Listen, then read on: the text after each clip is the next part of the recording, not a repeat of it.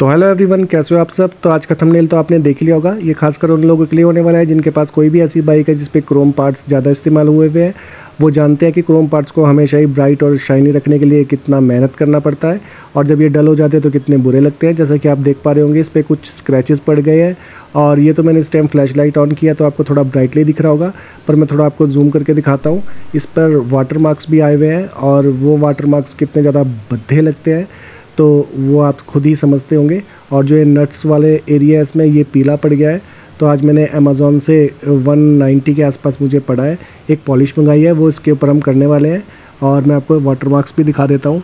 ये आप जो गोल गोल राउंड में देख रहे हैं ये वाटर मार्क्स है इसमें पड़े हुए। तो इसके ऊपर अप्लाई करेंगे उस पॉलिश को और फिर देखेंगे कि उसका रिज़ल्ट क्या आता है।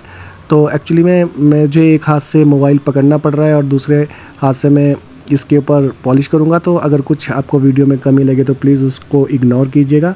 जैसे कि आप यहाँ पर भी देख पा रहे हैं ये वाटर मार्क्स पड़ गए हैं इसमें। तो वाटर मार्क्स एक्चुअली पड़ते तभी हैं जब आप गाड़ी को वॉश करते हो और पानी ढंग से नहीं सूखता है और आप गाड़ी को स्टार्ट कर चल देते हो। तो उस टाइम जो पानी होता है वो भाप बनकर जब उड़ जाता है तो अपने पीछे एक वाटर मार्क्स छोड़ देता है जो बाद में बहुत ज़्यादा भद्दा लगता है। तो ये मैंने पॉलिश ले ली है। इस पॉलिश के बारे में भी मैं आपको आगे वीडियो में बता ही दूंगा कि कौन सी पॉलिश है। तो इसको हमने पॉलिश को इतना लेना है और उसके बाद टैप टैप कर पूरे अपने इंजन वाले एरिया पर लगाना है और उसके थोड़ी देर बाद इसको किसी सूती कपड़े से या फिर माइक्रो फाइबर के कपड़े से अच्छी तरीके से रब करना है। और जितना आप इसको रब करोगे उतना ज़्यादा चमकता जाएगा। और मैं आपको एक बात और बताता हूँ, जब आप इसको रब करोगे तो जो आपके कपड़े में ब्लैक सा एक पॉलिश टाइप का निकलेगा तो एक्चुअली में वही जो आपके निकल के ऊपर या आपके क्रोम पार्ट्स के ऊपर गंदगी चढ़ी होती है वही इसको काट कर निकालता है। तो आप उससे घबराइएगा मत। कहीं आप सोचे कि ये आपका क्लॉथ ब्लैक हो गया है तो हो सकता है कि क्रोम को कोई नुकसान पहुंचे। मैं आपको बताना चाहता हूं कि वो जो आपके क्रोम के ऊपर गंदगी है वो साफ़ हो रही होती है तो उसकी वजह से वो आपका जो क्लॉथ है वो ब्लैक हो जाता है। तो पहले तो मैं इसके ऊपर ये पॉलिश लगाकर इसको स्पंज की सहायता से ही अच्छे ढंग से पूरे सरफेस के ऊपर फैला देता हूँ और उसके बाद किसी कपड़े की सहायता से इसको मैं रब करूँगा। मैं पिछले 7 से 8 सालों से इसी फील्ड में काम कर रहा हूँ। मेरा 2 व्हीलर का और 4 व्हीलर का दोनों का काम है जिसमें हम डेंटिंग पेंटिंग से लेकर रिपेयरिंग से लेकर एवरीथिंग करते हैं, बॉडी जॉब वगैरह सब कुछ करते हैं। तो मैं आपको ये सब कुछ इसलिए बता रहा हूँ क्योंकि मैंने कई वीडियोस ऐसी देखी है जिसमें वो इस पॉलिश के बारे में बता रहे थे कि ये पॉलिश बिल्कुल भी काम नहीं करती है। तो मैं उन सबसे ये कहना चाहता हूँ कि हर एक चीज़ में मेहनत और टाइम लगता है।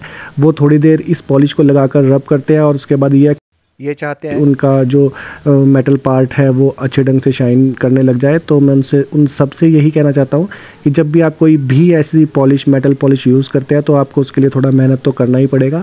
आप जब उसको सरफेस के ऊपर लगा दोगे तो उसके बाद आपको काफ़ी लंबे टाइम तक उसको रब करना पड़ेगा। पहले तो जिस स्पंज से आप उसको अप्लाई करते हो उसी से आपको जो आपका एप्लीकेटर है उससे उसको अच्छे ढंग से उस सरफेस के ऊपर फैलाना है और उसके बाद जब वो आपको लगे कि वो अच्छे ढंग से उसमें लग चुका है उसके बाद ही आपने उसके ऊपर कोई माइक्रोफाइबर का या फिर सूती कपड़ा जो होता है आपका वो यूज़ करना है। तो आप जैसे देख रहे हैं मैंने जो इसका चेन पॉकेट बॉक्स है उसके ऊपर भी अच्छे ढंग से इसको टैप टैप करके लगा दिया है और उसके बाद मैं इसको अच्छे ढंग से स्पंज से ही इसके ऊपर रब करूँगा ताकि जो गंदगी कटनी है वो कट जाए और जो पॉलिश है वो सरफेस के ऊपर ही रहे। क्योंकि अगर हम इस टाइम डायरेक्ट कपड़ा अप्लाई कर देते हैं तो जो हमारी पॉलिश होती है वो कपड़ा सोंख लेता है और जो हमारा पार्ट है उसके ऊपर से सारी पॉलिश निकल जाती है, तब भी उसका रिज़ल्ट जो आना चाहिए वो प्रॉपरली नहीं आ पाता है। तो यहाँ पर आप देख पा रहे होंगे अभी कि जो ये शाइन आई हुई है ये सिर्फ अभी जो एप्लीकेटर था जो स्पंज था मेरे पास मैंने उसी से रब किया है, अभी उसी के थ्रू ये इतनी शाइन आ गई है। और अभी इसके ऊपर कपड़ा लगना बाकी है। तो जब इसके ऊपर मैं कपड़ा अच्छे ढंग से अप्लाई करूँगा तो जो इसमें छोटे छोटे भी वाटर मार्क्स आपको नज़र आ रहे होंगे ये भी चले जाएंगे। तो अभी मैं फटाफट से इसके ऊपर कपड़े से इसको अच्छे ढंग से रब कर लेता हूँ। उसके बाद जो फाइनल रिज़ल्ट आता है इसका वो दिखाता हूँ मैं आपको। तो अभी आप देख पा रहे होंगे मैंने पहले तो इसको सूती कपड़े से अच्छे ढंग से रगड़ाई की इसकी और उसके बाद इस पर माइक्रो फाइबर का कपड़ा अप्लाई किया। तो अब देख पा रहे होंगे आप इसके ऊपर वाटर मार्क्स किसी भी तरीके से अब नहीं दिख रहे हैं और जो इसकी शाइन है वो भी बहुत ज़्यादा बढ़ गई है। एक्चुअली में कैमरा इतने अच्छे ढंग से नहीं दिखा पा रहा है और अगर आप देख पा रहे होंगे इंडिकेटर पर तो मैं खड़ा हुआ आपको दिख रहा हूँ, इंडिकेटर में मेरी जो परछाई है वो भी दिख रही है आपको। तो मैं आपसे कहना चाहता हूँ कि ये तो जो आपका क्रोम पार्ट्स है उसके लिए पॉलिश जो है आपकी वो ब्रह्मास्त्र है। ये बिल्कुल इसने इस क्रोम पार्ट्स को शीशे के जैसा बना दिया है, फिर चाहे वो इसका इंजन का पार्ट हो या फिर इंडिकेटर हो या आपकी हेडलाइट कैप हो इसकी।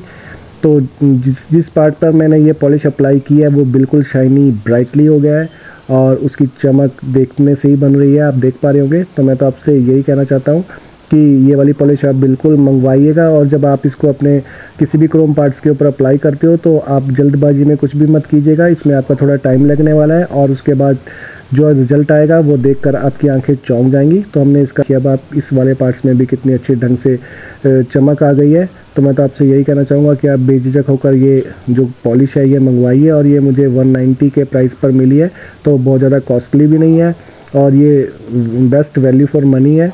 तो आप इसको मंगवा कर बेशक अपने क्रोम्स वाले जितने भी आपके मेटल पार्ट्स हैं उसके ऊपर यूज़ कर सकते हैं, और यूज़ करने के बाद जो रिज़ल्ट आएगा उससे आपकी तबीयत खुश होने वाली है, क्योंकि आपके मेटल पार्ट्स इतने ज़्यादा शाइनी और ब्राइटली होने वाले हैं कि जब आप इसको लेकर रोड पर निकलोगे तो लोग आपको रोक रोक के पूछने वाले हैं कि भाई क्रोम वाले पार्ट में आपने क्या पॉलिश यूज़ की है।